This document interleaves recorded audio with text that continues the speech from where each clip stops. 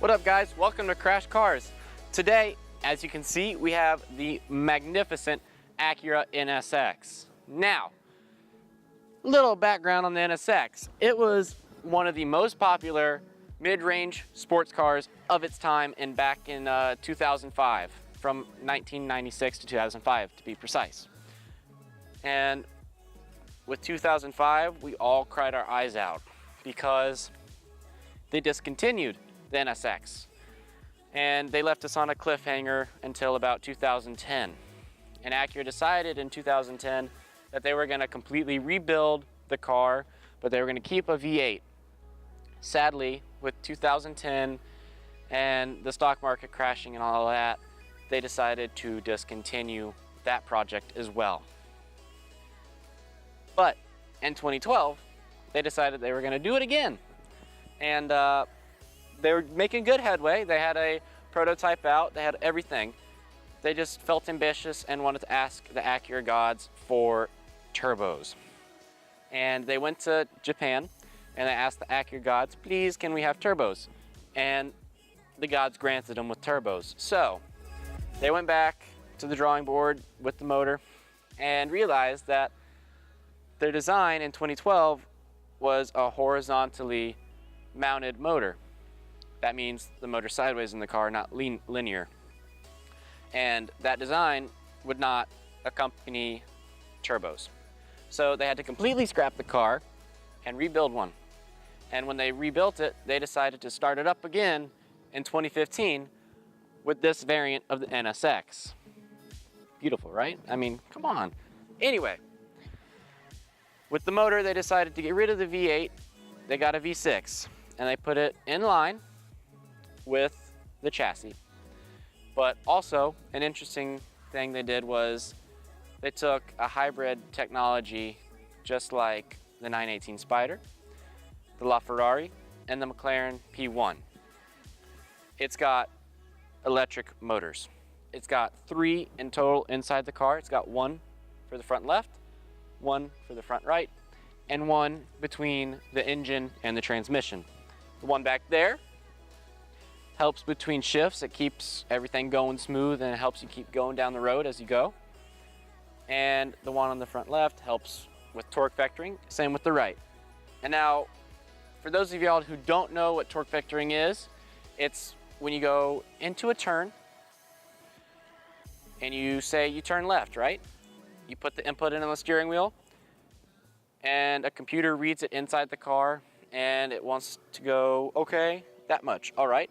So it'll slow down the left side tire because that's on the inside, and it'll speed up the one on the outside, which is the right tire because we're turning left, okay? And as it slows the one down on the outside, it drags the car inward, and with that right tire speeding up, it pushes it inside. So not only does it make it move the car inside for you, but it gives you confidence that you will successfully make it through the turn. And driver confidence levels in this car skyrocket because of all the nannies in the car, per se.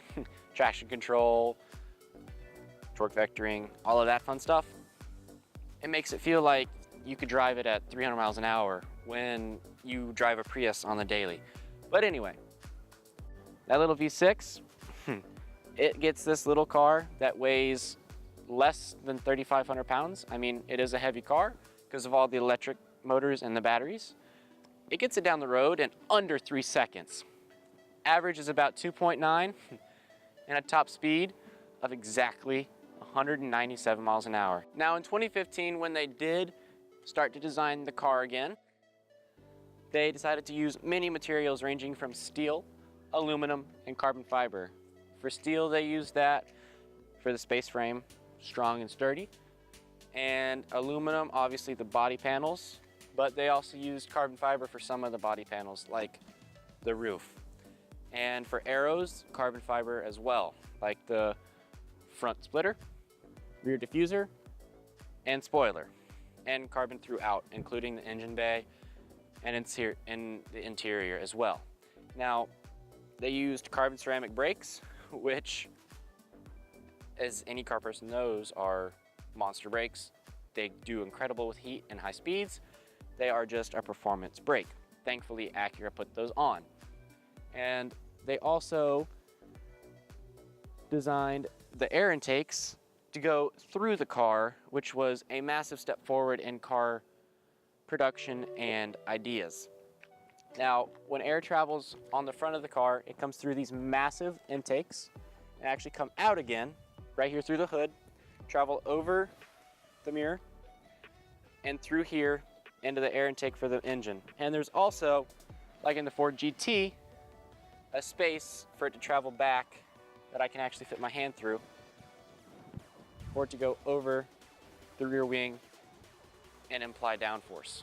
Now, that's technology in cars all over $500,000. This, 200 grand. That's less than a fully booked out 458. Now, come on. Now anyway, let's check out the real reason y'all are watching this review. The powerhouse. Come on, let's check it out. Here we are now at the back and the home of the powerhouse, because it's a mid-engine car. So obviously it's gonna be in the back, kinda. Now, for rear styling, you got an absolutely beautiful rear taillight, all right rear bumper, and just a beautiful carbon rear diffuser. Now, let's check it out, okay? Because I know y'all are just dying to see it, so let's check it out. There you go. Now, for car lovers and NSX lovers, y'all will know that they only produced a limited number of NSXs. And as you can see, this is number 71 of production. So this car got out pretty early in the line. We've seen the powerhouse, all right? Stick around, because up next is the absolutely beautiful interior that they designed with carbon fiber galore, Alcantara, and dead cow. Let's check it out.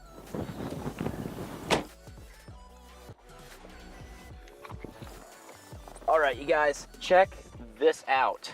I mean, you got dead cow everywhere, Alcantara everywhere, and matte carbon fiber for your steering wheel and dash. Acura has outdone themselves with this thing. I mean, dang.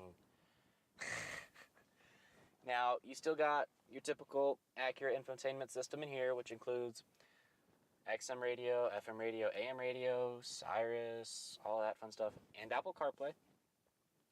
And steering wheel,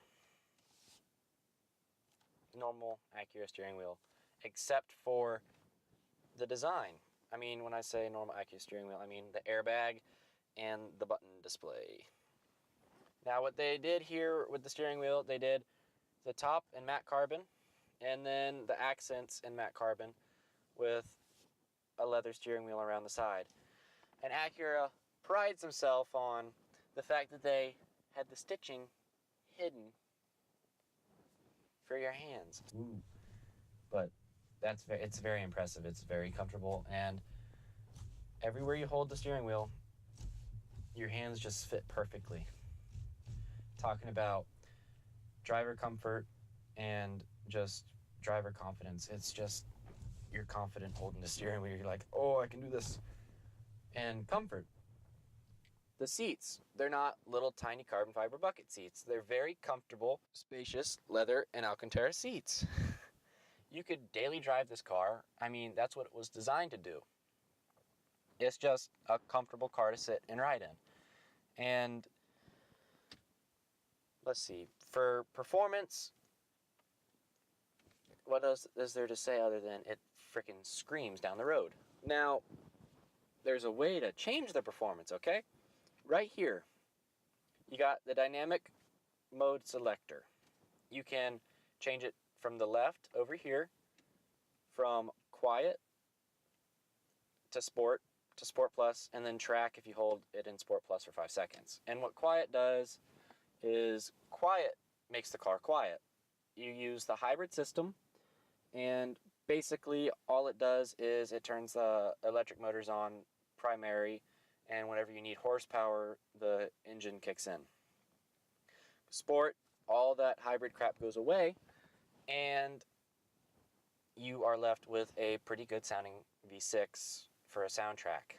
And then you put it in Sport Plus. That's when it starts to get fun, because the baffles open up, the suspension changes, just the whole car in general changes, okay? And it becomes a lot more sporty. You can go into manual, and it'll stay in manual for you. Unlike Sport, where Sport, you put it in manual, it'll actually still change for you. And then you put it in track. You hold it in the Sport Plus for 5 seconds, and you activate track mode. And that takes all the electric nannies away, from traction control to stability control, and just any other nanny that exists. Gone. It leaves you with the raw car, and all you can do is just sit there, pay attention, and drive. It's a beast when the nannies go bye-bye, to say the least. Now, enough with the beautiful interior. It's great and all, but enough with it. Let's take it for a spin, and let me show you the real beast that lies within.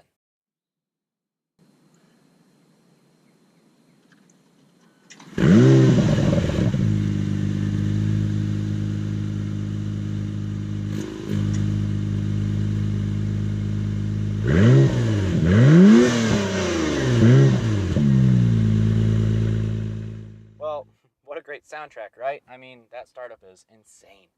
All right, safety first. Now, that startup was in Sport, so let's put it in Sport Plus. As you hear, the baffles change, and it's just a machine. It is awesome. As you can see, you even got a backup camera. Now, when Acura really first started to design it, they wanted it to be completely daily drivable, because their market, Acura, it's just all little cars that are daily drivable, right? I mean, that's all an Acura is. It's just a car that you drive around town on a daily basis. So they wanted to keep true to that, and true to the NSX heritage of being a daily driver. So they kept the nose raised pretty high. The car still sits at about 3 inches of ground clearance, which is still very low. But that's okay. You know why? Because we learn how to get over speed bumps. And I mean, if you scrape the front of this car, you bite the bullet on the price, because it's bad. It's the number is very scary. Anyway, back to my discussion. I got sidetracked. Anyway, for daily drivability, this car is incredible, because the suspension modes and all the smart technology they put in it gave it the ability to be such a varying suspension. And you can go from super stiff to super soft. You can go from a great soundtrack to a quiet soundtrack. And that's really what you want in a supercar that you can daily drive. Like, what else is there that you'd want in a daily driver supercar other than to be able to comfortably drive it, not have your back torn out of you, and be able to do that on a daily basis? It's a perfect daily driver supercar. Woo!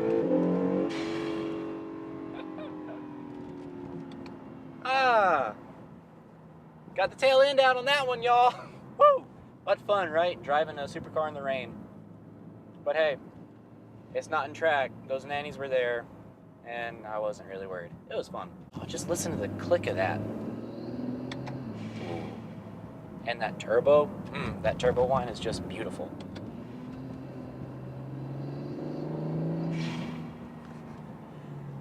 It sounds good.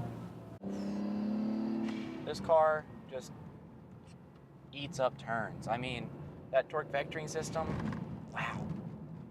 Look at that. I mean, those were massive bumps, and my back doesn't hurt. I mean, I'm young, but still. Those are mean bumps, and competitors like a Ferrari 458 or a 570S or 570, even a 570 GT, you'd feel those bumps significantly. Here we are, quick recap, the Acura NSX 2017. It took them over 7 years to finally come out with it. And they have done an incredible job, from the interior to the beautiful exterior with the carbon, the aluminum, and everything that has in it, to the absolute powerhouse V6. This car is amazing. All right, guys, thank you so much for watching today. I hope you enjoyed this NSX as much as I have. This thing is spectacular from any standpoint, okay? Well, anyway, thank y'all so much. Go hit that like and subscribe button, share it, whatever you want to do. Thank y'all so much. See y'all soon. Crash Cars out.